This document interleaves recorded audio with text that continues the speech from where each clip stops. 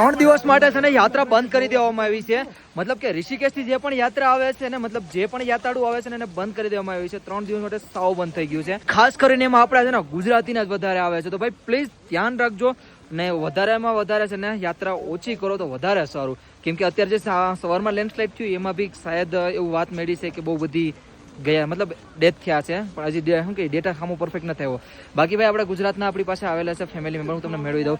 જય શ્રી કેદાર. ક્યાં ના છો આપણે બધા?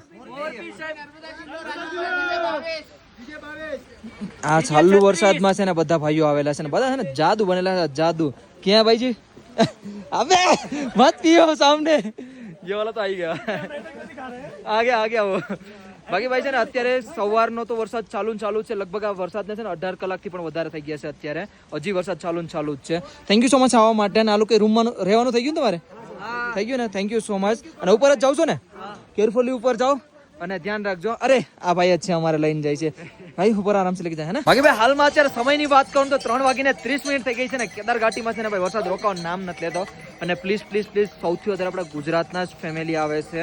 લગભગ 60-70% ભાઈ તમે ડેલી અપડેટ જોવો છો આપણા વિડીયોમાં આવે છે ગુજરાતી ફેમિલી. પ્લીઝ યાત્રા ઓછી કરો. 3 દિવસ માટે હવે યાત્રા બંધ થઈ ગઈ છે.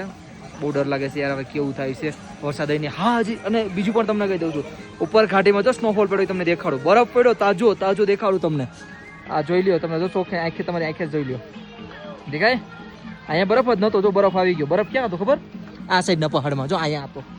આ બી તાજો પડ્યો. પણ આ ઘાટીમાં ઉપર જો થોડો દેખાઈ ગયો, જો આસો દેખાય ને અહીંયા પણ દેખાઈ ગયો. આ તો તાજો જ છે હાવ.